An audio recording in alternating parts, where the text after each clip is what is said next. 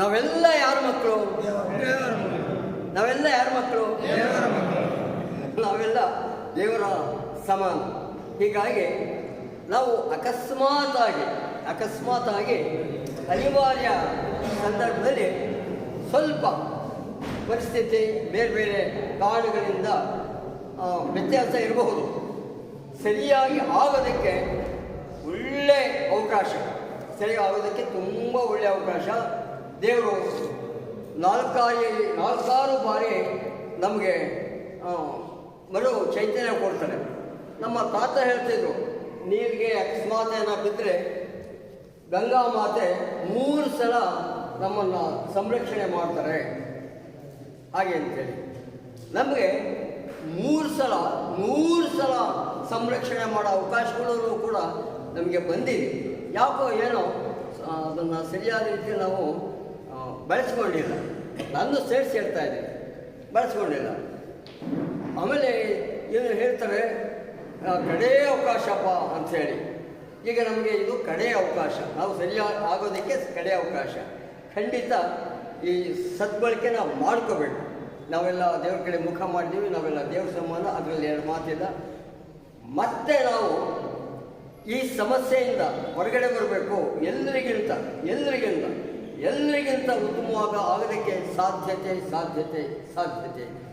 ನಾವೆಲ್ಲ ಮನಸ್ಸು ಮಾಡಿದ್ರೆ, ಸಂಕಲ್ಪ ಮಾಡಿದ್ರೆ ಏನು ಅಂದ್ಕೊಂಡಿದ್ದೀವಿ ಅದನ್ನು ಸಾಧಿಸ್ಬೋದು, ಖಂಡಿತ ಸಾಧಿಸ್ಬೋದು, ಸಾಧ್ಯ ಆಗುತ್ತೆ. ಏನು ಬೇಕಾದ್ರೂ ಸಾಧಿಸ್ಬೋದು. ಅದಕ್ಕೆಲ್ಲ ಅವಕಾಶಗಳು ಇದೆ, ಪ್ರಯತ್ನ ಮಾಡಬೇಕು. ನಾವು ನಾಳೆಯಿಂದಲೇ ಅಂದರೆ ನಾವು ಮನೆಗೆ ಹೋಗ್ತೀವಲ್ಲ, ಅವತ್ತಿನಿಂದಲೇ ಶುರು ಮಾಡಿ ಪ್ರತಿನಿತ್ಯ ತಗೋಬೇಕು, ಉಪಯೋಗಿಸ್ಬೇಕು. ಪ್ರತಿನಿತ್ಯ ಆಗದೇ ಇದ್ದರೂ ವಾರಕ್ಕೆ 1 ಸಲವಾಗೂ ನಾವೆಲ್ಲ ಉಪಯೋಗಿಸಲೇಬೇಕು. ಎಲ್ಲ ಕುಟುಂಬ ಸಮೇತವಾಗಿ ಕೂತು ಪ್ರತಿ ವಾರಕ್ಕೆ ಒಮ್ಮೆ, ನಾವು ಯಾವತ್ತೋ ಸೋಮವಾರ ಮಾಡ್ತೀವಿ, ನಾವು ಇನ್ನೊಬ್ಬರು ಶನಿವಾರ ಮಾಡ್ತಾರೆ, ಏನೇ ಇರಲಿ ವಾರದಲ್ಲಿ 1 ದಿನ ಮುಂಜಾನೆ ಪ್ರತಿಯೊಬ್ಬರು ಕುಟುಂಬದ ಸದಸ್ಯರೆಲ್ಲ ಸ್ನಾನ ಮಾಡಿ ದೇವ್ರ ಮುಂದೆ ಕೂತು 1 ನಿಮಿಷ ಅಥವಾ ಸಮಯ ನಮಗೆ ಇದ್ದಷ್ಟು ನಾವು ದೇವರಲ್ಲಿ ಪ್ರಾರ್ಥನೆ ಮಾಡಿ ಪಂಚಾಮೃತ ಸೇವನೆ ಮಾಡಬೇಕು. ಪಂಚಾಮೃತ, ಹಿಂದೆ ದೇವತೆಗಳು ಅಮೃತ ಸೇವನೆ ಮಾಡಿದರು.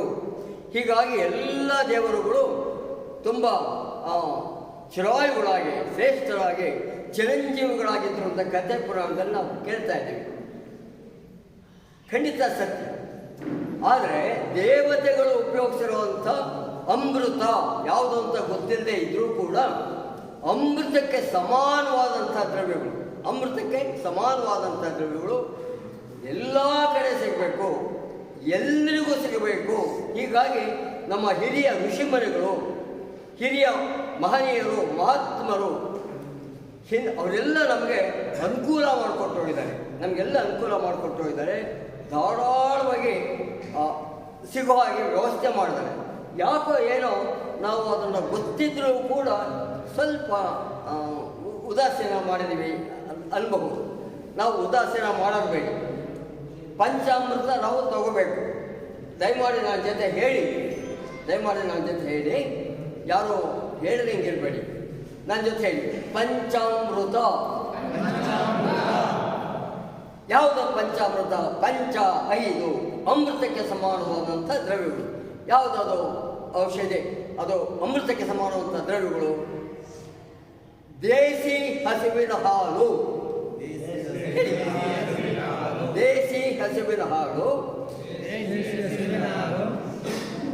ನಾಟಿ ಹಸು ಅಂತ ನಾವೇನು ಹೇಳ್ತೀವಿ, ಅದು ದೇಸಿ ಹಸುವಿನ ಹಾಲು, ಹಸುವಿನ ಮೊಸರು, ಹೇಳಿ, ಮೊಸರು, ತುಪ್ಪ, ಜೇನುತುಪ್ಪ, ಕಬ್ಬಿನ ಹಾಲು. ಹಸುವಿನ ಹಾಲು, ಮೊಸರು, ತುಪ್ಪ, ಜೇನುತುಪ್ಪ, ಕಬ್ಬಿನ ಹಾಲು ಇವುಗಳನ್ನು ಎಳನೀರಿನಲ್ಲಿ ಸೇರಿಸಿ, ಈ ದ್ರವ್ಯಗಳನ್ನು ಎಳನೀರಿನಲ್ಲಿ ಸೇರಿಸಿ ಅದಕ್ಕೆ ಆ ಋತುಮಾನದಲ್ಲಿ, ಆ ಪರಿಸರದಲ್ಲಿ, ಆ ವಾತಾವರಣದಲ್ಲಿ ಸಿಗುವಂಥ 4 ಬಗೆ ಹಣ್ಣುಗಳು. ಯಾವ ಹಣ್ಣುಗಳು ಸಿಗುತ್ತೋ ಆ ಹಣ್ಣುಗಳು. ಉದಾಹರಣೆ ನಮಗೆಲ್ಲ ಗೊತ್ತಿದೆ, ಎಲ್ಲ ಕಡೆ ಲಭ್ಯ ಇದೆ, ನಾವು ಅಲ್ಲಿ ಕಾಣ್ತಾ ಇದ್ದೀವಿ. ಬಾಳೆಹಣ್ಣು, ಮೋಸಂಬಿ, ಕಿತ್ತಲೆ, ದ್ರಾಕ್ಷಿ, ಇದ್ರ ಜೊತೆಗೆ ಆ ಋತುಮಾನಕ್ಕೆ ಬರುವಂಥ ಹಣ್ಣುಗಳು. ಮಾವಿನ ಹಣ್ಣಿನ ಸೀಸನಲ್ಲಿ ಮಾವಿನ ಹಣ್ಣು, ನೇರಳೆ ಹಣ್ಣಿನ ಸೀಸನಲ್ಲಿ ನೇರಳೆ ಹಣ್ಣು, ಹಲಸಿನ ಹಣ್ಣಿನ ಸೀಸನಲ್ಲಿ ಹಲಸಿನ ಹಣ್ಣು ಇತ್ಯಾದಿ. ನಾವು ಗ್ರಾಮೀಣ ಪ್ರದೇಶದಲ್ಲಿ ನಮ್ಮ ಹೊಲ, ಗದ್ದೆ, ತೋಟಗಳಲ್ಲಿ ಸಿಗಬಹುದಾದಂಥ ಈ ಚಿಕ್ಕ ಕಾರೆಹಣ್ಣಿಂದ ಹಿಡಿದು ಎಲ್ಲ ಬಗೆಯ ಹಣ್ಣುಗಳು ಯಾವುದಾದ್ರೂ ಸರಿ 4-6 ಬಗೆಯ ಹಣ್ಣುಗಳನ್ನು ಸೇರಿಸಿ ಅದಕ್ಕೆ ನಮಗೆ ಬೇಕೇ ಬೇಕು. ನಾವು ಅದನ್ನು ಯಾವುದಕ್ಕೂ ಖರ್ಚು ಮಾಡ್ತೀವಿ, ಭಾಳ ಮುಖ್ಯವಾದಕ್ಕೆ ನಾವು ಖರ್ಚು ಮಾಡಲ್ಲ. ನಮಗೆಲ್ಲ ಗೊತ್ತಿದೆ, ಡ್ರೈ ಫ್ರೂಟ್ಸ್, ಒಣ ಹಣ್ಣುಗಳು, ಒಣ ದ್ರಾಕ್ಷಿ, ಉತ್ತುತ್ತೆ, ಬಾದಾಮಿ, ಗೋಡಂಬಿ, ಹಾಗೆಯೇ ವಾಲ್ನಟ್ ನಾವು ಇದನ್ನು ಕೇಳಿದ್ದೇ ಇರ್ಬೋದು. ಅಕ್ರೋಟ್ ಅಂತ ಹೇಳ್ತೀವಿ. ವಾಲ್ನಟ್ ಅದು ಇಂಗ್ಲೀಷಿನ ಪದ. ಇದು ಬೇಕೇ ಬೇಕು. ಇದು ಎಲ್ಲ ಈ ಊರಿನ ಎಲ್ಲ ದಿನಸಿ ಅಂಗಡಿಗಳಲ್ಲೂ ಕೂಡ ಈ 5 ಬಗೆಯ ಒಣ ಹಣ್ಣುಗಳು ಸಿಗುತ್ತೆ. ಅಕ್ರೋಟ್, ವಾಲ್ನಟ್, ಆ ಬಾದಾಮಿ, ಗೋಡಂಬಿ ಏನಿರುತ್ತೆ ಆ ಥರ ಇದು ಒಂದು ಸೀಡ್ಸ್. ಅದನ್ನು ಓಪನ್ ಮಾಡಿ ನೋಡಿದಾಗ ಅದರ ಬೀಜಗಳು ಮೆದುಳಿನ ಆಕಾರದಲ್ಲಿ ಇರುತ್ತೆ.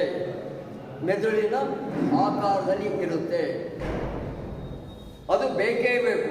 ನಾವು ಕಾರಣಾಂತರದಿಂದ ನಮ್ಮ ಮೆದುಳಿನ ಆರೋಗ್ಯವನ್ನು ಅದನ್ನು ಸ್ವಲ್ಪ ಮರೆತುಬಿಟ್ಟು, ಮೆದುಳಿನ ಆರೋಗ್ಯವನ್ನು ಮರೆತು ಕಾರಣಾಂತರದಿಂದ ಸ್ವಲ್ಪ ಅದನ್ನು ಆರೋಗ್ಯನ ಕಡೆ ಗಮನ ಇಲ್ಲದೆ ಸ್ವಲ್ಪ ತಪ್ಪು ಮಾಡ್ಕೊಂಡ್ಬಿಡ್ತೀವಿ. ನಾವು ಇಲ್ಲಿದ್ದೆವರು ಸರಿಪಡಿಸ್ಕೋಬೇಕು ಅಂದರೆ ಈ ಒಣ ಹಣ್ಣುಗಳ ಜೊತೆ ವಾಲ್ನಟ್ ಅದನ್ನು ಕೇಳಿ ತಂದು ಉಪಯೋಗಿಸ್ಬೇಕು. ಅದನ್ನು ಈ ದ್ರವ್ಯಗಳ ಜೊತೆ ಹಾಲು, ಮೊಸರು, ತುಪ್ಪ, ಜೇನುತುಪ್ಪ, ಕಬ್ಬಿನ ಹಾಲು ಇದರ ಎಳೆನೀರಿನಲ್ಲಿ ಸೇರಿಸಿ ಅದಕ್ಕೆ 4-6 ಬಗೆ ಆ ಋತುಮಾನದಲ್ಲಿ ಸಿಗುವಂಥ ಹಣ್ಣುಗಳು ಜೊತೆಗೆ ಒಣ ದ್ರಾಕ್ಷಿ, ಉತ್ತುತ್ತೆ, ಬಾದಾಮಿ, ಖರ್ಜೂರ, ವಾಲ್ನಟ್, ಅಕ್ರೋಟ್ ಇದನ್ನು ಉಪಯೋಗಿಸ್ತಾ ಇದ್ದರೆ ಮೆದುಳಿನ ಆರೋಗ್ಯ ತುಂಬ ಚೆನ್ನಾಗಿರುತ್ತೆ. ಇದುವರೆಗೂ ನಾವು ಕಾರಣಾಂತರದಿಂದ ಸ್ವಲ್ಪ ಮನಸ್ಸಿಗೆ ಬೇಸರ ಆದರೆ ಆ ಬೇಸರ ಕಳೆಯೋದಕ್ಕೆ ಏನೇನು ಒಳ್ಳೊಳ್ಳೆ ಚಟುವಟಿಕೆ ಇರಬೇಕೋ ಆ ಚಟುವಟಿಕೆ ಬಿಟ್ಟು ಕೆಲವು ಕಾರಣಾಂತರದಿಂದ ಬೇರೆ ಚಟುವಟಿಕೆ ಅದು ಬೇಡಪ್ಪ ಅನ್ನೋ ಚಟುವಟಿಕೆ, 4 ಜನ ಒಪ್ಪಲ್ಲಪ್ಪ ಅಂಥ ಚಟುವಟಿಕೆ ನಾವು ಬೇಸರ ಕಳೆಯೋದಕ್ಕೆ ಆ ಕಡೆ ಹೋಗ್ತೀವಿ. ಅದಾಗಬಾರ್ದು. ಈಗ ನಾನು ಉದಾಹರಣೆಗೆ ನನಗೆ ಬೇಸರ ಆದರೆ ಒಳ್ಳೆ ಬುಕ್ಸ್ ಓದ್ತೀನಿ, ಒಳ್ಳೊಳ್ಳೆ ಬುಕ್ಸ್ಗಳು ಓದ್ತೀನಿ. ಹಳೆ ಪೇಪರ್ಗಳು ಕೂಡ ಒಳ್ಳೆ ವಿಚಾರಗಳನ್ನ ಓದ್ತೀನಿ. ನನಗೆ ಬೇಸರ ಆದರೆ ಓದೋದು, ಬರೆಯೋದು ಯಾವುದಾದ್ರೂ ಸರಿ ಒಂದು ಪುಸ್ತಕ ಇಟ್ಕೊಂಡು ಕೂತ್ಕೊಳ್ತೀನಿ. ನನಗೆ ಬೇಸರ ಅನ್ನೋದೇ ಇರೋದು. ಮತ್ತೆ ಮುಂದಿನ ಕೆಲಸ ಕಾರ್ಯಗಳಿಗೆ ಚಟುವಟಿಕೆ ಇರುತ್ತೆ. ಹಾಗೆ ನಾವು ಅದನ್ನೆಲ್ಲ ಒಳ್ಳೆಯದನ್ನು ಮಾಡಬೇಕು ನಿಜ. ಅಕಸ್ಮಾತ್ ಬೇರೆ ಕಾರಣಗಳಿಂದ ಸ್ವಲ್ಪ ನಮಗೆ ಗೊತ್ತಿಲ್ಲದೆ ಬೇರೆಯವರು ನಮ್ಮ ದಾರಿ ತಪ್ಪಿಸಿದ್ದಾರೆ ಅನಿಸುತ್ತೆ. ಅದಕ್ಕೆ ಚಟುವಟಿಕೆ ಇದಾಗಿ ಅದನ್ನೆಲ್ಲ ಮಾಡಿಸ್ಬಿಡಬೇಕು. ಹೊಸ ಜೀವನ, ಹೊಸ ಆರೋಗ್ಯ, ಹೊಸ ಮನುಷ್ಯರಾಗಬೇಕಾದ್ರೆ ಪ್ರತಿ ವಾರಕ್ಕೊಮ್ಮೆ ಈ ಪಂಚಾಮೃತವನ್ನು ಇಡೀ ಕುಟುಂಬ ಎಲ್ಲ ಸದಸ್ಯರು, ಪುಟಾಣಿ ಮಕ್ಕಳಿಂದ ಹಿರಿಯರೆಲ್ಲ ಸೇರಿ ಮುಂಜಾನೆ ಸ್ನಾನ ಮಾಡಿ ದೇವರಲ್ಲಿ ಪ್ರಾರ್ಥನೆ ಮಾಡಿ ಈ ಪಂಚಾಮೃತವನ್ನು ನಾವು ಸೇವನೆ ಮಾಡ್ತಾ ಇದ್ರೆ ನಮ್ಮ ಎಲ್ಲ ಸಮಸ್ಯೆಗಳು ಎಲ್ಲ ದೂರ ಆಗುತ್ತೆ. ಸಮಸ್ಯೆಗಳು, ದೇಹದ ಅನಾರೋಗ್ಯ ಸಮಸ್ಯೆ, ಮಾನಸಿಕವಾಗಿರುವಂಥ ಎಲ್ಲ ದೂರ ಆಗುತ್ತೆ. ಒಳ್ಳೆ ಫ್ರೆಶ್ ಹೊಸ ಮನಸ್ಸು ತುಂಬ ಚೆನ್ನಾಗಿ ಅರಳುತ್ತೆ. ಇದುವರೆಗೂ ನಾವು ಉದಾಹರಣೆಗೆ ನಾನು ಮುಂಜಾನೆ ಕಾಫಿ ಬೇಕಪ್ಪ ಅಥವಾ ಚಹಾ ಬೇಕು ಅನ್ನೋ ಜನಗಳನ್ನ ನಾನು ಆ ಥರ ಕಾಫಿ ಬೇಕಪ್ಪ, ಚಹಾ ಬೇಕು ಅಂದ್ಕೊಂಡಿದ್ದೆ. ಅದು ಬೇಕು ಅನಿಸುತ್ತೆ. ಮನಸ್ಸು ಕೆರಳಿದಾಗ, ಮನಸ್ಸು ಅರಳಿದಾಗ ಮನಸ್ಸು ಅರಳಿದಾಗ ಹಾಲು ಬೇಕು, ಎಳನೀರು ಬೇಕು, ಮಜ್ಜಿಗೆ ಬೇಕು, ಹಣ್ಣಿನ ಪಾನೀಯ ಇವು ಬೇಕು ಅನಿಸುತ್ತೆ. ಮನಸ್ಸು ಅರಳಿದಾಗ ಇದು ತೋಳೋದ್ರಿಂದ ಮನಸ್ಸು ಅರಳುತ್ತೆ. ನಿಮ್ಮ ಆರೋಗ್ಯ ತುಂಬ ಸುಧಾರಿಸುತ್ತೆ. ಆರೋಗ್ಯ ತುಂಬ ಸುಧಾರಿಸಿ ಇದುವರೆಗೂ ಆರೋಗ್ಯದಲ್ಲಿ ಮನಸ್ಸಿನ ದೇಹದಲ್ಲಿ ಆರೋಗ್ಯದಲ್ಲಿ ಏನಾದರೂ ವ್ಯತ್ಯಾಸ ಆಗಿದ್ರೆ ಆ ಎಲ್ಲ ಸಮಸ್ಯೆಗಳು ಪರಿಹಾರ ಆಗಿ ಹೊಸ ಮನಸ್ಸು, ಹೊಸ ದೇಹ ಆಗೋದಕ್ಕೆ 100ಕ್ಕೆ 100 ಒಳ್ಳೆಯದಾಗುತ್ತೆ. ಅಕಸ್ಮಾತ್ ಅನಿವಾರ್ಯ ನಾವು ಗೊತ್ತಿಲ್ಲದೆ ಯಾರೋ ಸಹವಾಸದಿಂದ ನಾವು ಸ್ವಲ್ಪ ತಪ್ಪು ದಾರಿ ನಡೆದಿದ್ರು ಕೂಡ ಅದನ್ನು ಹೊಸದಾಗಿ ಸರಿಪಡಿಸೋದಕ್ಕೆ ಒಳ್ಳೆ ಇದು ಬೆಸ್ಟ್ ಟಾನಿಕ್. ನಾನು ಹೇಳಿದ್ದು ಒಳ್ಳೆಯ ಆರೋಗ್ಯ ಕಾಪಾಡೋಕ್ಕೆ ಒಳ್ಳೆಯ ಟಾನಿಕ್. ಈಗ ಔಷಧಿ ಆರೋಗ್ಯ ತುಂಬ ಚೆನ್ನಾಗಿ ದೇವರು ನಮಗೆ ಎಲ್ಲಿವರೆಗೂ ಆಶೀರ್ವಾದ ಕೊಟ್ಟಿದ್ದಾರೆ. ಅವರು ದೇವರು ನಮಗೆ 60 ದಯಪಾಲಿಸಿದರು, 70, 80, 90, 100ಕ್ಕಿಂತ ಹೆಚ್ಚು ವಯಸ್ಸಿನಲ್ಲಿ ಏನಾದ್ರು ದೇವರು ನಮಗೆ ದಯಪಾಲಿಸಿದ್ರೆ ಅಲ್ಲಿವರೆಗೂ ಆರೋಗ್ಯವಾಗಿರೋದಕ್ಕೆ ಒಳ್ಳೆಯ ನಿಮಗೆ ಔಷಧಿ ಹೇಳ್ತೀವಿ. ನನ್ನ ಜೊತೆ ಪಂಚಪಲ್ಲವ ವೃಕ್ಷಗಳು ನಿಮಗೆ ತುಂಬ ಚೆನ್ನಾಗಿ ಎಲ್ಲ ಪುಸ್ತಕದಲ್ಲಿ ಬರೆದಿಟ್ಕೋಬೇಕು. ಪುಸ್ತಕದಲ್ಲಿ ಬರೆಯೋಕ್ಕಾಗದೇ ಇರೋ ಮಸ್ತಕದಲ್ಲಿ ತುಂಬ ಚೆನ್ನಾಗಿ ನೆನಪಿಟ್ಕೋಬೇಕು. ನೀವೆಲ್ಲ ಖಂಡಿತ ನೀವೆಲ್ಲ ತುಂಬ ಬುದ್ಧಿವಂತರು. ನಾವು ಏನೋ ಡಿಗ್ರಿ ಕಾಲೇಜು ಇದರೊಳಗೆಲ್ಲ ಒಳ್ಳೊಳ್ಳೆ ಡಿಗ್ರಿ ಮಾಡಿ ದೊಡ್ಡ ಸರ್ಟಿಫಿಕೇಟ್ ತಂದಿರ್ಬೋದು, ನಾವು ವಿದ್ಯಾವಂತರು ಇರಬಹುದು. ಆದರೆ 100ಕ್ಕೆ 100 ಬುದ್ಧಿವಂತರು ನೀವು. 100ಕ್ಕೆ 100 ಬುದ್ಧಿವಂತರು ನೀವು ಮನಸ್ಸು ಮಾಡಿದ್ರೆ ಏನು ಬೇಕಾದ್ರೂ ಒಳ್ಳೆಯ ಸಾಧನೆ ಮಾಡ್ಬೋದು. ಅದಕ್ಕೆ ಆರೋಗ್ಯನ ತುಂಬ ಚೆನ್ನಾಗಿ ಕಾಪಾಡ್ಕೋಬೇಕು ಅಂದರೆ ನನ್ನ ಜೊತೆ ಹೇಳಿ ಇನ್ನೊಂದ್ಸಲ, ಪಂಚಪಲ್ಲವ ವೃಕ್ಷಗಳು. ಯಾವುದಾದ್ರು ಪಂಚಪಲ್ಲವ ವೃಕ್ಷಗಳು ನನ್ನ ಜೊತೆ ಹೇಳಿ. ಅರಳಿಯ ಮರ, ಬೇವಿನ ಮರ, ಬನ್ನಿಯ ಮರ, ಹತ್ತಿಯ ಮರ, ಬಿಲ್ಪತ್ರೆ ಮರ. ಅರಳಿ ಮರ, ಬೇವಿನ ಮರ, ಬನ್ನಿಯ ಮರ, ಹತ್ತಿಯ ಮರ, ಬಿಲ್ಪತ್ರೆ ಮರ. ನೋಡಿ, ಈ ಎಲ್ಲ ವೃಕ್ಷಗಳು ಈ ದೇವರಿಗೆ ಸಮಾನವಾದಂಥ ವೃಕ್ಷಗಳು ಯಾವುದೋ ಕಾಲದಲ್ಲಿ ಎಲ್ಲ ಒಂದು ಕಡೆ ಇರಲಿಲ್ಲ. ಅದು ಯಾವುದೋ ಗುಡ್ಡ, ಯಾವುದೋ ಬೆಟ್ಟ, ಯಾವುದೋ ಪರ್ವತ, ಯಾವುದೋ ಕಾಡಲ್ಲಿ ದೂರ ಇತ್ತು.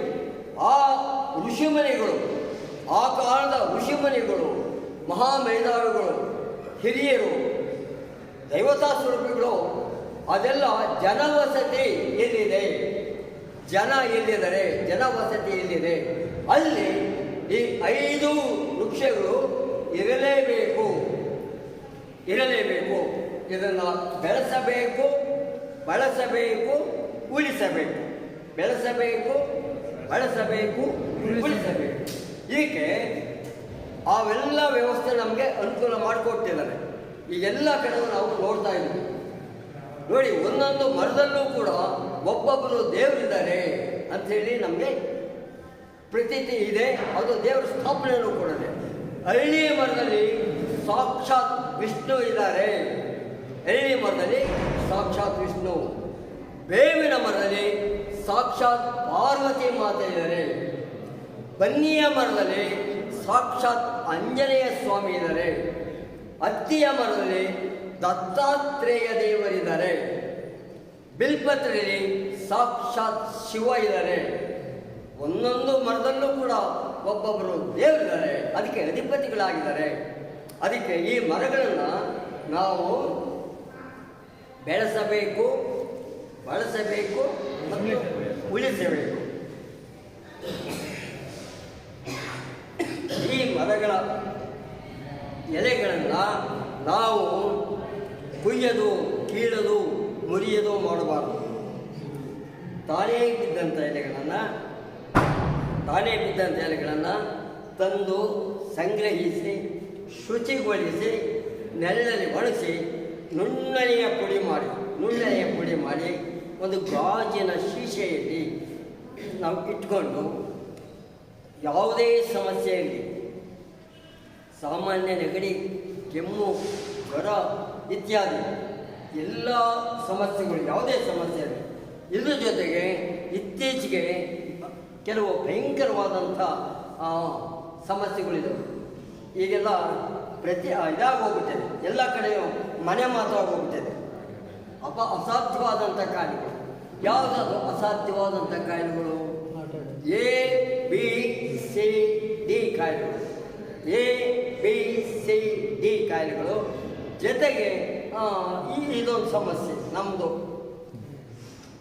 A asthma, B BP, C cancer, D diabetes. Asthma ಕೆಮ್ಮು, ಉಪ್ಸ,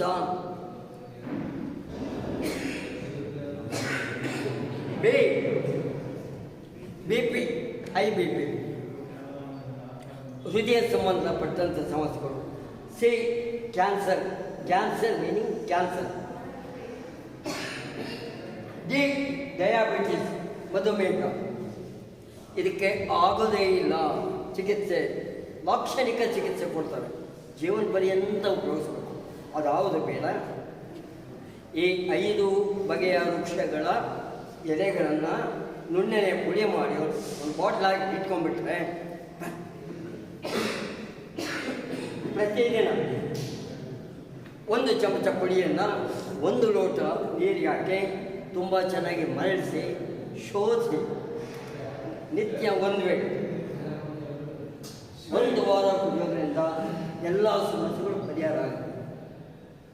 ಅನಿವಾರ್ಯ ಕಾರಣಗಳಿಂದ ದೊಡ್ಡ ಸಮಸ್ಯೆ ಇದ್ದರೆ 15 ದಿನ ಅಥವಾ 1 ತಿಂಗಳು 48 ದಿನಗಳಿಗೆ ಒಂದು ಮಂಡಲ ಅಂತ ಹೇಳ್ತೀವಿ. 48 ದಿನಗಳಿಗೆ ಒಂದು ಮಂಡಲ. ಅಸಾಧ್ಯವಾದ ಕಾಯಿಲೆಗಳು ಇದು ವಾಸನೆ ಆಗಲ್ಲ ಅಂತ ಯಾರು ಹೇಳಿದರೂ ಕೂಡ 48 ದಿನಗಳು ಈ ಪುಡಿಯನ್ನು 1 ಲೋಟ ನೀರಿಗೆ 1 ಚಮಚ ಪುಡಿ ಹಾಕಿ ತುಂಬ ಚೆನ್ನಾಗಿ ಮರಳಿಸಿ ಶೋಧಿಸಿ ರುಚಿಗೆ ಸ್ವಲ್ಪ ಕಪ್ಪು ಬೆಲ್ಲ, ಸಾವಯವ ಬೆಲ್ಲ ಅಂತ ಏನು ಹೇಳ್ತೀವಿ ಅದನ್ನು, ಕಪ್ಪು ಬೆಲ್ಲವನ್ನು ಸೇರಿಸಿ ನಿತ್ಯ 1 ವೇಳೆ. ಸಾಮಾನ್ಯ ಸಮಸ್ಯೆಗಳಿಗೆ 1 ವಾರ ಸಾಕು. ಅಸಾಧ್ಯವಾದ ಸಮಸ್ಯೆಗಳಿಗೆ 48 ದಿನ 1 ಮಂಡಲ ಉಪಯೋಗಿಸೋದ್ರಿಂದ ಯಾವುದೇ ಬಗೆಯ ಸಮಸ್ಯೆ ಇದ್ದರೂ ಹಂತವಾಗಿ ಪೂರ್ಣವಾಗಿ ವಾಸಿ ಆಗುತ್ತೆ. ಇದು ಋಷಿ ಮುನಿಗಳ ಅನುಭವ ಸಿದ್ಧವಾದಂಥ ಓಲೆಗರಿ ಗ್ರಂಥದಲ್ಲಿ ಉಲ್ಲೇಖ ಆಗಿದೆ. ಈ ಓಲೆಗರಿ ಗ್ರಂಥ ನನ್ನಲ್ಲಿ ಆ ಓಲೆಗರಿ ಗ್ರಂಥ ಇದೆ. ಆ ಗ್ರಂಥವನ್ನು ನೋಡಿರೋ ಸ್ನೇಹಿತರು ಇಲ್ಲೇ ಇದ್ದಾರೆ. ಆ ಓಲೆಗರಿ ಗ್ರಂಥಗಳನ್ನು ನೋಡಿರೋ ಇದ್ದಾರೆ. ಅದನ್ನು ಆ ಓಲೆಗರಿ ಗ್ರಂಥವನ್ನು ಓದೋದಕ್ಕೆ, ಅದನ್ನು ತರ್ಜುಮೆ ಮಾಡೋದಕ್ಕೆ ನಾನು ಮಹಾನ್ ಮೇಧಾವಿಗಳನ್ನು ಕರೆಸಿ ಅದನ್ನು ಅಭ್ಯಾಸ ಮಾಡಿ ಅದನ್ನು ತುಂಬ ಚೆನ್ನಾಗಿ ಬರೆದು ಇತ್ತೀಚಿನ ಓದೋದಕ್ಕೆ ಎಷ್ಟು ಸರಳ ಆಗಿರಬೇಕೋ ಆ ವ್ಯವಸ್ಥೆ ನಾನು ಮಾಡಿರ್ತೇನೆ, ಎಲ್ಲ ಬರೆದು ಇಡ್ತೀನಿ. ಅಷ್ಟೇ ಅಲ್ಲ, ನನ್ನ ಅನುಭವದಲ್ಲಿ ತಾತ ವೈದ್ಯರು ಖ್ಯಾತವಾದಂಥ ವೈದ್ಯರು, ತಂದೆ ಉಪಾಧ್ಯಾಯರು ಮತ್ತು ವೈದ್ಯರು. ಅವರು ಉಪಾಧ್ಯಾಯರಾಗಿದ್ದು ಆ ಉಪಾಧ್ಯಾಯ ಸೇವೆಯನ್ನು ಮಾಡ್ತಾ ನಂತರ ಬಿಡುವಿನ ವೇಳೆಯಲ್ಲಿ ಅಪಾರವಾದಂಥ ಆಯುರ್ವೇದ ಸೇವೆ ಮಾಡಿ ಈ ಭಾಗದಲ್ಲಿ ಜನಪ್ರಿಯ ವೈದ್ಯರು ಅಂದರೆ ತಪ್ಪಿಲ್ಲ. ಅವರು ಕೂಡ ತಾತ ವೈದ್ಯರು, ಅವರು ಸೇವೆ ಮಾಡಿದರು. ತಂದೆ ಉಪಾಧ್ಯಾಯರು ಮತ್ತು ವೈದ್ಯರು ಆ ಸೇವೆ ಮಾಡಿ ಇಲ್ಲಿ ಜನಪ್ರಿಯ ಆಗಿದ್ದರೆ ದೇವರ ಸಾನ್ನಿಧ್ಯವನ್ನು ವಯೋಸಹಜವಾದಂಥ ಇದರಲ್ಲಿ ದೇವರ ಸಾನ್ನಿಧ್ಯವನ್ನು ಸೇರಿದೆ. ತಾತ ಮತ್ತು ತಂದೆ ಅನುಭವವನ್ನು ನಾನು ಮೈಗೂಡಿಸಿಕೊಂಡು ನನಗೆ ಬುದ್ಧಿ ಬಂದಾಗಿನಿಂದ ಈ ಸೇವೆನ ಮಾಡ್ತಾ ಇದ್ದೀನಿ. ಗ್ರಾಮೀಣ ಪ್ರದೇಶದಲ್ಲಿ ನಮ್ಮ ಏನು ಸಮಸ್ಯೆ ಇರುವಂಥ ಬಂಧುಗಳಿಗೆ ಮನೆಗಳಿಗೆ ನಾನೇ ಹೋಗಿ ಅವ್ರ ಸಮಸ್ಯೆನ ಕೇಳಿ ಯಾವುದೇ ಪ್ರತಿಫಲಾಪೇಕ್ಷೆ ಬಯಸದೆ ಈ ಸೇವೆ ಮಾಡ್ತಾ ಇದ್ದೇನೆ. ದೇವರ ಆಶೀರ್ವಾದ, ದೇವರ ಕೃಪೆಯಿಂದ ನಾವೇನು ಮಾಡಿದ್ರು ಸ್ವಾಮಿ ಮೇಲೆ ಭಾರ ಹಾಕಿ ಮಾಡೋದ್ರಿಂದ ಸ್ವಾಮಿ ನಮಗೆ ಆಶೀರ್ವಾದ ಮಾಡಿದರೆ ಎಲ್ಲ ಅನುಕೂಲ ಆಗಿದೆ. ನೀವೆಲ್ಲ ಇದನ್ನು ಅರಿತುಕೊಂಡು ಅಳವಡಿಸ್ಕೊಂಡು ಆಚರಣೆ ತಂದಿದ್ದೇ ಆದರೆ ನೀವೆಲ್ಲ ಮನೆ ವೈದ್ಯರು ಆಗ್ಬೋದು, ಮನೆಗೆ ವೈದ್ಯರು ಆಗ್ಬೋದು. ಇಲ್ಲ, ಇದ್ರ ಬಗ್ಗೆ ತುಂಬ ಚೆನ್ನಾಗಿ ನನಗೆ ಮಾಹಿತಿ ಬೇಕು, ಈ ಮುಂದೆ ಇದನ್ನು ಸ್ವಲ್ಪ ಅಳವಡಿಸ್ಕೋಬೇಕು ಅಂತ ಏನಾದರೂ ನೀವು ಅಪೇಕ್ಷೆ ಯಾರಾದರೂ ಪಟ್ಟರೆ ಉಚಿತವಾದಂಥ ತರಬೇತಿ ಅನುಕೂಲಗಳು ಇದೆ. ಉಚಿತವಾದ ಊಟ ವಸತಿ ಇದೆ, ಉಚಿತವಾದಂಥ ಊಟ ವಸತಿ, ಮತ್ತು ನಮಗೆ ಈ ಮನೆ ಮದ್ದು ಹೇಳಿಕೊಡುವಂಥ ಒಂದು ಸಂಸ್ಥೆಗಳು ಇದ್ದಾವೆ. ಅದಕ್ಕೆ ನಾನು ಒಬ್ಬ ಸದಸ್ಯನಾಗಿದ್ದೀನಿ. ಪಾರಂಪರಿಕ ವೈದ್ಯ ಪರಿಷತ್ ಅಂತ ಒಂದು ದೊಡ್ಡ ಸಂಸ್ಥೆ ಇದೆ. ಮೊದಲು ನಾನು ರಾಜ್ಯಾಧ್ಯಕ್ಷನಾಗಿ ಸೇವೆ ಮಾಡ್ತಿದ್ದೆ, ಈಗ ಜಿಲ್ಲಾಧ್ಯಕ್ಷನಾಗಿ ಸೇವೆ ಮಾಡ್ತಾ ಇದ್ದೀನಿ. ಇದ್ರ ಬಗ್ಗೆ ಹೆಚ್ಚು ಮಾಹಿತಿ ಬೇಕು, ಹೆಚ್ಚು ತಿಳ್ಕೋಬೇಕು ಅನ್ನೋರು ನೀವು ಅಪೇಕ್ಷೆ ಪಟ್ಟರೆ ಮುಂದಿನ ದಿನಗಳಲ್ಲಿ ಉಚಿತ ಊಟ ವಸತಿ ಜೊತೆಗೆ ಈ ಮನೆ ಮದ್ದು 15 ದಿನ, ಕೆಲವು ಆಸಕ್ತಿ ಇದ್ದರೆ 1 ತಿಂಗಳು, ಈ ಥರ ತರಬೇತಿ ವ್ಯವಸ್ಥೆ ಇದೆ. ಇದು ನೀವು ಇದನ್ನು ಪಡ್ಕೊಂಡು ಅನುಕೂಲ ಪಡ್ಕೊಬೋದು. ನನ್ನ ಮಾತಿನ ಬೇಸರ ಆಯ್ತಾ? ನನ್ನ ಮಾತಿಂದ ಬೋರ್ ಆಯ್ತಾ? ಕಚ್ಚಿದಾಗ ಚುಚ್ಚಿದ್ದಾಗ ಸಮಸ್ಯೆ ಆದಾಗ ಮಾಡುವಂಥ ಒಳ್ಳೆಯ ಔಷಧಿ. ನಾವೆಲ್ಲ ಎಕ್ಕದ ಗಿಡ ನೋಡಿದೀವಲ್ವ? ನಾವೆಲ್ಲ ಎಕ್ಕದ ಗಿಡ ನೋಡಿದ್ವಿ. ಅದರಲ್ಲಿ ಬಿಳಿ ಬಣ್ಣದ ಹೂವು ಇರುತ್ತೆ, ಮತ್ತೊಂದು ನೇರಳೆ ಬಣ್ಣದ ಹೂವು ಇರುತ್ತೆ. ಅದನ್ನು ಸಾಮಾನ್ಯವಾಗಿ ಬಿಳಿ ಎಕ್ಕ, ಕಪ್ಪು ಎಕ್ಕ ಅಂತ ನಾವು ಹೇಳ್ತೀವಿ. ಯಾವುದೇ ಚೇಳು, ಇನ್ನು ಚೇಳಿನಲ್ಲಿ ದೊಡ್ಡ ಗಾತ್ರ ಇರುತ್ತಲ್ಲ, ಏನು ಹೆಸರು ಅದಕ್ಕೆ? ಮಣಗಪ್ಪೆ. ಚೇಳಿರಲಿ ಮಣಗಪ್ಪೆ ಇರಲಿ, ಇದೇನು ಅಕಸ್ಮಾತ್ ಏನಾದರೂ ಸಮಸ್ಯೆ ಆದರೆ ಎಕ್ಕದ ಹಾಲು ಒಂದು 4 ಹನಿ, 1-2 ಎಲೆ ನಾವು ತೆಗೆದ್ರೆ ಒಂದು 3-4 ಹನಿ ಈ ಥರ. ಚೇಳು ಅಥವಾ ಇತ್ಯಾದಿ ಕೀಟಗಳು ಕಚ್ಚಿದ ಸಂದರ್ಭದಲ್ಲಿ 3-4 ಹನಿ ಎಕ್ಕದ ಹಾಲು, ಅದಕ್ಕೆ ಅಡಿಗೆ ಉಪ್ಪು 1 ಚಿಟಿಕೆ, 1 ಅಥವಾ 2 ಹರಳು ಅಥವಾ ಪುಡಿ ಉಪ್ಪು ಆದರೆ 1 ಚಿಟಿಕೆ, ಎಕ್ಕದ ಹಾಲಿನ ಜೊತೆ ಪುಡಿ ಉಪ್ಪನ್ನು ಮಿಶ್ರಣ ಮಾಡಿ ಚೇಳು ಅಥವಾ ಮಡಿಗಪ್ಪೆ ಅಂತ ಏನು ಹೇಳ್ತೀವಿ ಅದರಲ್ಲಿ ಆ ಭಾಗಕ್ಕೆ ಲೇಪನ ಮಾಡಿ ಸ್ವಲ್ಪ ದೂರದಿಂದ ಒಂದು ಚಿಕ್ಕದು ಕ್ಯಾಂಡಲ್ ಅಥವಾ ದೀಪದ ಸಹಾಯದಿಂದ ಆ ಥರ ಒಂದು ದೀಪದ ಸ್ವಲ್ಪ ಶಾಖ ಕೊಡುವಂಥದ್ದು. ಇದು ಕೆಲವೇ ಕ್ಷಣಗಳಲ್ಲಿ, ಅರ್ಧ ನಿಮಿಷನೂ ಬೇಕಾಗಿಲ್ಲ, ಬಹುಬೇಗ ಅದು ವಾಸಿ ಆಗುತ್ತೆ. ನಾನು 100 ಈ ಗ್ರಾಮೀಣ ಪ್ರದೇಶದಲ್ಲಿ ಸೇವೆ ಮಾಡಿದೆ, ಅದು ಒಳ್ಳೆಯದು. ಇನ್ನೊಂದು ಎಚ್ಚರಿಕೆ ನೀವು ತಿಳ್ಕೋಬೇಕು. ನಾವು ಎಕ್ಕದ ಗಿಡ ಆದ ತಕ್ಷಣ ಒಂದು ನಮಗೆ ವಿಚಾರ ಗೊತ್ತಿರಬೇಕು. ಅತ್ಯಂತ ಅನಿವಾರ್ಯವಾಗಿ ಎಕ್ಕದ ಹಾಲು ನಾವು ಸಂಗ್ರಹಿಸುವಾಗ, ಎಕ್ಕದ ಹಾಲನ್ನು ಸಂಗ್ರಹಿಸುವಾಗ ಅನಿವಾರ್ಯ ಕಾರಣಗಳಿಂದ ಚಿಕ್ಕ ಕಣ ಏನಾದರೂ ನಮ್ಮ ಕಣ್ಣಿಗೆ ಸ್ಪರ್ಶ ಆದರೆ ಸ್ವಲ್ಪ ಉರಿಯುತ್ತೆ, ಸಮಸ್ಯೆ ಆಗುತ್ತೆ. ಆ ಸಮಸ್ಯೆ ಪರಿಹಾರ ಆಗೋದಕ್ಕೆ ಅದಕ್ಕೊಂದು ಒಳ್ಳೆಯ ಔಷಧಿ, ಮನೆಯಲ್ಲಿರ್ತಕ್ಕಂಥ ಹುಣಸೆ ಹಣ್ಣು ಅಥವಾ ಹುಣಸೆ ಮರ ಹತ್ತಿರದಲ್ಲಿದ್ದರೆ ಹುಣಸೆ ಎಲೆ, ಮನೆಯಲ್ಲಿರುವಂಥ ಹುಣಸೆ ಹಣ್ಣು ಅಥವಾ ಹುಣಸೆ ಎಲೆ, ಅದನ್ನು ಸ್ವಲ್ಪ ತಗೊಂಡು ನೀರಿನಲ್ಲಿ ಮಿಶ್ರ ಮಾಡಿ ಮೇಲೆ ಅದ್ದಿ ಕಣ್ಣು ಮೇಲೆ ಸಾಕು, ಒಳಗಡೆ ಹಾಕೋದೇ ಬೇಡ, ಮೇಲೆ ಲೇಪನ ಮಾಡಿದ್ರು ಕೂಡ ಆ ಕ್ಷಣದಲ್ಲೇ ಎಕ್ಕದ ಹಾಲಿನಿಂದ ಆದಂಥ ಸಮಸ್ಯೆ ಕೂಡಲೇ ಪರಿಹಾರ ಆಗುತ್ತೆ. ಇದೊಂದು ನಿಮಗೆ ನೆನಪಿರಬೇಕು. ಹಾಗೆಯೇ ಚೇಳಾದ ನಂತರ ಜರಿ ಅಂತೀವ, ಅತ್ಯಂತ ಅನಿವಾರ್ಯ ಗಿರಿ ಏನಾದರೂ ಸಮಸ್ಯೆ ಆದರೆ ತಕ್ಷಣ ಗರಿಕೆ, ನಮಗೆಲ್ಲ ಗರಿಕೆ ಗೊತ್ತಲ್ಲ, ವಿನಾಯಕನ ಗಣೇಶನ ಪೂಜೆಗೆ ಬರೆದು ಅಂತ ಸ್ವಲ್ಪ ಗರಿಕೆಯನ್ನು ಲಭ್ಯ ಇದ್ದರೆ ವಿಳೆದೆಲೆ ಒಳಗಿಟ್ಟು ಬರೀ ಗರಿಕೆ ಹಾಕಬಹುದು. ಅನುಕೂಲ ಇದ್ದರೆ ಗರಿಕೆಯನ್ನು ವಿಳೆದೆಲೆಯೊಳಗೆ ಇಟ್ಟು ಜಗಿದು ತಿನ್ನೋದು. ಜಗಿದು ತಿನ್ನೋಕ್ಕಾಗಲಿಲ್ಲ ಅಂದರೆ ಜಜ್ಜಿ ಬಾಯಲ್ಲಿ ಇಟ್ಕೊಂಡು ಚಪ್ಪರಿಸಿ ನಾವು ತಗೊಳ್ಳೋದ್ರಿಂದ ಜಿರಿ ಸಮಸ್ಯೆ ಪರಿಹಾರ ಆಗುತ್ತೆ. ಹಾವು ಶೇಳ ಆಯಿತು, ಜಿರಿ ಆಯಿತು, ಮತ್ತೆ ಅದು ವಿಷ ಜಂತುಗಳು. ನೋಡಿ, ಹಾವಿನ ಚಿಕಿತ್ಸೆ ನಾವು ತಿಳ್ಕೋಬೇಕಾದ್ರೆ 3 ಮಹಾಗುಣಗಳು ನಮ್ಮಲ್ಲಿರಬೇಕು. 3 ಮಹಾಗುಣಗಳು ನಮ್ಮಲ್ಲೆಲ್ಲರಲ್ಲೂ ಇರಬೇಕು. 1, ಸಿಂಹದ ಎದೆಗಾರಿಕೆ, ಅಂದರೆ ಅಷ್ಟು ಧೈರ್ಯ ಇರಬೇಕು. ನಿಮ್ಮನ್ನೆಲ್ಲ ನೋಡ್ತಾ ಇದ್ರೆ ಸಿಂಹ ಏನು ಅದಕ್ಕಿಂತ ದೊಡ್ಡ ಇದು ಬಂದರೂ ನಾನು ಜಯಿಸಬಲ್ಲೆ ಅನ್ನೋ ಒಂದು ಮುಖಭಾವ ಇದೆ ನಿಮಗೆಲ್ಲ ಅಷ್ಟು ಧೈರ್ಯ ಇದೆ. ಸಿಂಹದ ಎದೆಗಾರಿಕೆ. ಗರುಡನ ದೃಷ್ಟಿ ಏನು ಮಾಡಿದ್ರೆ ಏನಾಗುತ್ತೆ, ಏನು ಮಾಡಬೇಕು, ಹೇಗಿರಬೇಕು, ಮುನ್ನೆಚ್ಚರಿಕೆ. ಗರುಡನ ದೃಷ್ಟಿ ಮುಂಜಾಗ್ರತೆ, ಮುನ್ನೆಚ್ಚರಿಕೆ ಇರುವಂಥದ್ದು. ಹಾಗೆ ತಾಯಿಯ ಮಮತೆ. ಸಿಂಹದ ಎದೆಗಾರಿಕೆ, ಗರುಡನ ದೃಷ್ಟಿ, ತಾಯಿಯ ಮಮತೆ. ಪುಟ್ಟ ಕಂದ ಅಲ್ಲಿ ಬಿದ್ದುಬಿಟ್ಟಿದೆ. ತಾಯಿ ಸಮಾಧಾನ ನೋಡ್ತಾರೆ, ಸಮಾಧಾನ ನೋಡಲ್ಲ.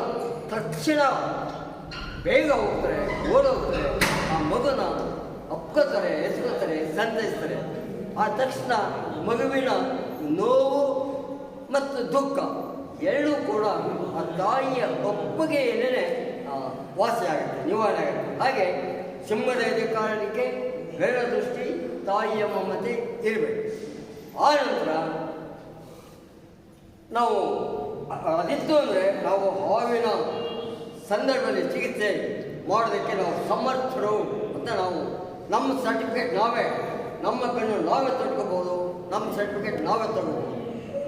ವಿನಾಯಕನ ಹೊಟ್ಟೆಗೆ ಪಟ್ಟಿಯಾಗಿ, ಹರನಿಗೆ ಹಾರವಾಗಿ, ಹರಿಯ ಹಾಸಿಗೆಯಾಗಿ, ಹೀಗೆ ದೇವಾನುದೇವತೆಗಳ ಕೃಪೆಗೆ ಪಾತ್ರವಾದಂಥ ಹಾವಿನ ಸ್ಥಾನ ತುಂಬ ದೊಡ್ಡದು. ಹಾವಿಗೋಸ್ಕರವಾಗಿ 2 ಹಬ್ಬಗಳನ್ನು ಕೂಡ ನಾವು ಆಚರಣೆ ಮಾಡ್ತಾ ಇದ್ದೀವಿ. ಒಂದು ನಾಗರ ಪಂಚಮಿ, ಚೌತಿ ನಾಗರ. ಹಾಗೆಯೇ ಹಾವಿಗೋಸ್ಕರ 2 ಪುಣ್ಯಕ್ಷೇತ್ರಗಳು ಇದ್ದಾವೆ. ಘಾಟಿ ಸುಬ್ರಹ್ಮಣ್ಯ, ಕುಕ್ಕೆ ಸುಬ್ರಹ್ಮಣ್ಯ ಇತ್ಯಾದಿ. ನಮ್ಮ ಚಿಕ್ಕರಾಯನಹಳ್ಳಿ ತಾಲೂಕಿನಲ್ಲೂ ಕೂಡ ಗೋಡೆಗೆರೆ ಪಕ್ಕ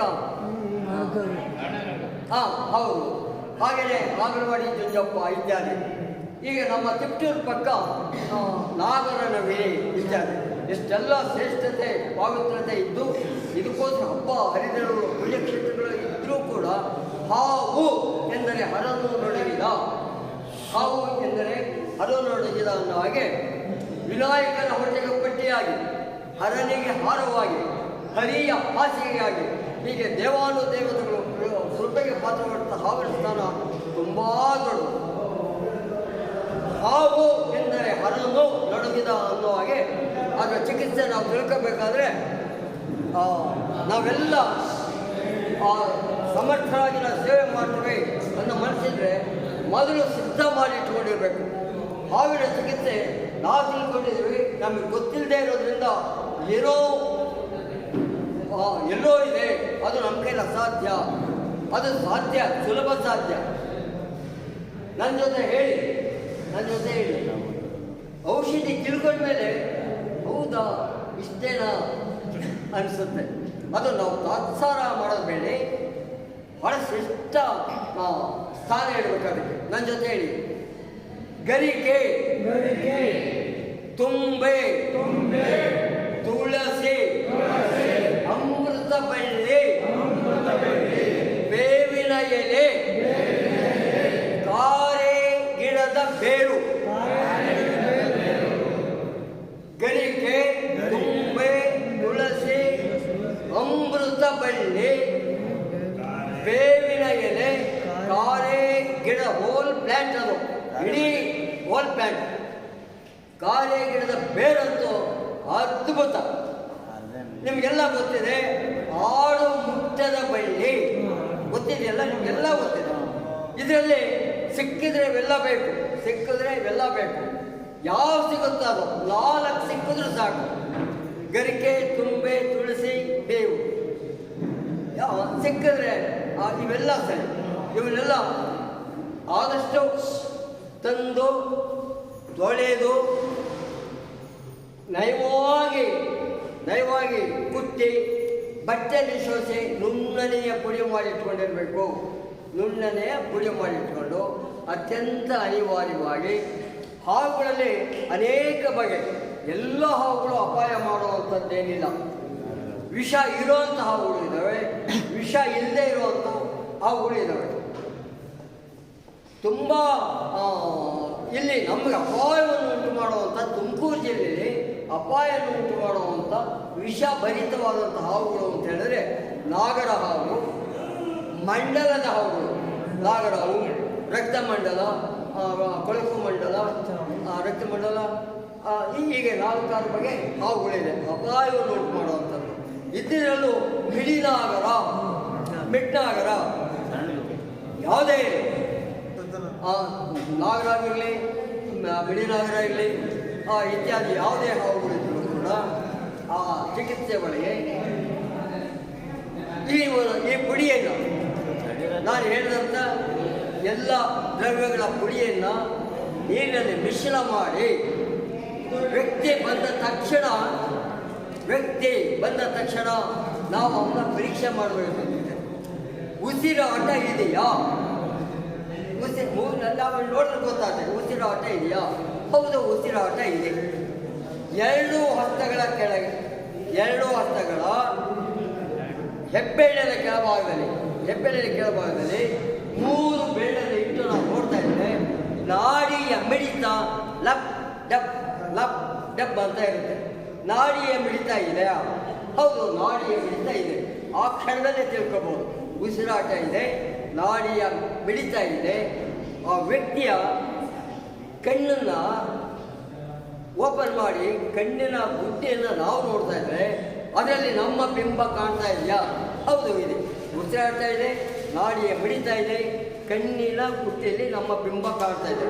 ಅವನು 100ಕ್ಕೂ 100 ಅವನು ವಾಸಿ ಮಾಡ್ತೇನೆ. ಈ ಪುಡಿಯನ್ನು ನೀರಿನಲ್ಲಿ ಮಿಶ್ರಣ ಮಾಡಿ ಅವನಿಗೆ ಅವರ ಸಹಾಯಕರ ಜೊತೆ ಬಾಯಿನ ಓಪನ್ ಮಾಡಿ, ಬಲವಂತ ಓಪನ್ ಮಾಡಿ ಹನಿಯಾಗಿ ಸ್ಪೂನ್ನಲ್ಲಿ, ಚಮಚದಲ್ಲಿ ಹನಿಯಾಗಿ ಸುಮಾರು ಒಂದು 4-5 ಗುಟ್ಟಿಗೂ ಕುಡಿಸೋ ಹಾಗೆ ಕುಡಿಸ್ಬೇಕು, ಬಲವಂತವಾಗಿ ಕುಡಿಸ್ಬೇಕು. ಅತ್ಯಂತ ಅನಿವಾರ್ಯವಾಗಿ ಆ ವ್ಯಕ್ತಿ ಔಷಧಿಯಿಂದ ಕುಡಿಲಿಲ್ಲ, ಅವನು ಗುಟಿಸಲಿಲ್ಲ. ಆಗ ನಾವು ನಮ್ಮ ಬುದ್ಧಿ, ನಮ್ಮ ಜಾಣ್ಮೆಯನ್ನು ಉಪಯೋಗಿಸಿ ಹಾವು ಕಚ್ಚಿರೋ ಅಂಥ ವ್ಯಕ್ತಿ ಅತ್ಯಂತ ಅನಿವಾರ್ಯವಾಗಿ ಮೂರ್ಛೆ ಹೋಗಿದರೆ ನೋಡಿ ಅವನ ಸಹಾಯಕರ ಜೊತೆ ಕಣ್ಣನ್ನು ಓಪನ್ ಮಾಡಬೇಕು. ಈ ಗುಡಿಯನ್ನು ಚಿಕಿತ್ಸೆ ಕೊಡುವಂಥ ನಾವು ಬಾಯಿನಲ್ಲಿ ಹಾಕಿ ತುಂಬ ಚೆನ್ನಾಗಿ ಜಿಗಬೇಕು. ಜಗದು ಶುಭ್ರವಾದ ಒಂದು ಬಟ್ಟೆಯಲ್ಲಿ ಹಾಕಿ ಹಿಂಡಿದ್ರೆ ಏನು ರಸ ಬರುತ್ತೆ, ಆ ರಸ ಆಗ ಅದು ಎಂಜಿಲು ಅಲ್ಲ, ಅದು ಉಗುಳಲ್ಲ, ಸರ್ವಶ್ರೇಷ್ಠವಾದಂಥ ಔಷಧಿ. ಈ ಮೂಲಿಕೆಯ ದ್ರವ್ಯಗಳ ಪುಡಿಯನ್ನು ಬಾಯಿನಲ್ಲಿ ಹಾಕಿ ತುಂಬ ಚೆನ್ನಾಗಿ ಜಗದು ಅದನ್ನು ಒಂದು ಕರವಸ್ತ್ರದಲ್ಲಿ ಹಾಕಿ ಹಿಂಡಿದ್ರೆ ಏನು ರಸ ಬರುತ್ತೆ, ಆ ರಸವನ್ನು ಹಾವು ಕಚ್ಚಿ ಮೂರ್ಛೆ ಹೋದಂಥ ವ್ಯಕ್ತಿಯ 2 ಕಣ್ಣುಗಳನ್ನು ಓಪನ್ ಮಾಡಿ, ಸಹಾಯಕರ ಜೊತೆ ಓಪನ್ ಮಾಡಿ ಅದಕ್ಕೆ 16 ಹನಿಗಳು, ಈ ಕಡೆ ಒಂದು 4 ಹನಿ, ಈ ಕಡೆ ಒಂದು 4 ಹನಿ ಹಾಕಿ ನಾವು ಬಲವಂತವಾಗಿ ಮುಚ್ಚೋದು ತೆಗೆದು ಈ ಥರ ಒಂದು 10 ನಿಮಿಷ ಮಾಡಿದ್ರು ಸಾಕು, ಅವನು ಮೂರ್ಛೆಯಿಂದ ಹೊರಗಡೆ ಬರ್ತಾನೆ. ಹಾವು ಕಚ್ಚಿ ಮೂರ್ಛೆ ಹೋಗಿರುವಂಥ ವ್ಯಕ್ತಿ ಮೂರ್ಛೆಯಿಂದ ಹೊರಗಡೆ ಬರ್ತಾನೆ. ಆ ನಂತರ ನಾವು ಬಲವಂತವಾಗಿ ಅವನ ಬಾಯನ್ನು ಸಹಾಯಕರ ಜೊತೆ ಓಪನ್ ಮಾಡಿ ಹನಿಯಾಗಿ ಅಥವಾ ಗುಟುಕಾಗಿ 4-6 ಆ ಗುಟುಕ ಕೂಡಿಸಿದ್ರೆ ಅವನು ಪ್ರಾಣಾಪಾಯದಿಂದ ಹೊರಗೆ ಬರ್ತಾನೆ. ಅವನ ಅಪಾಯದಿಂದ ಅವನು ಫಸ್ಟ್ ಕ್ಲಾಸ್ ರಿಪೇರಿ ಆಗ್ಬಿಡ್ತಾನೆ, ಅವನು ಮರುಜೀವ ಬರುತ್ತೆ. ಈ ಒಂದು ಪುಣ್ಯ ಕಾರ್ಯ ಮಾಡೋದಕ್ಕೆ ಒಂದು ನಾವು ಈ ಪುಣ್ಯ ಕಾರ್ಯ ಮಾಡುವಂಥ ಸೌಭಾಗ್ಯ ನಮ್ಮದಾಗುತ್ತೆ. ಇದು ನಮ್ಮ ತಾತಾರು 100 ಪ್ರಯೋಗ ಇದೆ. ನಮ್ಮ ತಂದೆಯವರು ಗ್ರಾಮೀಣ ಪ್ರದೇಶದಲ್ಲಿ 10 ಸಮಸ್ಯೆ ವಾಸಿ ಮಾಡಿದರೆ, ನಾನು ಅಪ್ಪರ ಹತ್ರ ತಾತರ ಅಭ್ಯಾಸ ಮಾಡಬೇಕಾದ್ರೆ ನನಗೆ ಧೈರ್ಯ ಬರಲಿ ಅಂತೇಳಿ ನನಗೂ 4 ಈ ಒಂದು ಸೇವೆ ಮಾಡಲಿಕ್ಕೆ ಅವಕಾಶ ಕೊಟ್ಟಿದ್ದಾರೆ. ನಾನು ಮಾಡಿದ್ದೀನಿ. ಆ ಎಲ್ಲ ವಾಸಿಯಾಗಿದೆ. ಅವರು ಈಗಲೂ ಕೂಡ ಅವರು ನನ್ನ ಸ್ನೇಹಿತರಾಗಿ ಆಗಾಗ ನನ್ನನ್ನು ಭೇಟಿ ಮಾಡ್ತಿರ್ತಾರೆ. ನಮ್ಮನೆ ಹಬ್ಬ ಹುಳುಗಳಿಗೆ ಹಬ್ಬ ಹರಿದಿನಗಳಿಗೆ ಅವರು ಬರ್ತಾರೆ. ಅವ್ರ ಮನೆ ವಿಶೇಷ ಸಮಾರಂಭಗಳಿಗೆ ನಾನು ಹೋಗ್ತಾ ಇರ್ತೇನೆ. ಈ ಒಂದು ಸೇವೆ ತಾತ ಅವರ ಅಪ್ಪ ಅವರ ನನ್ನ ಅನುಭವದಲ್ಲಿ ಯಶಸ್ವಿಯಾಗಿರೋದನ್ನು ನಿಮ್ಮ ಜೊತೆ ಹೇಳೋದಕ್ಕೆ ತುಂಬ ಸಂತೋಷ ಪಡ್ತಾ ಮುಂದಿನ ದಿನಗಳಲ್ಲಿ ಸರ್ ನಾನು ಪ್ರಾರ್ಥನೆ ಮಾಡ್ಕೊತೇನೆ.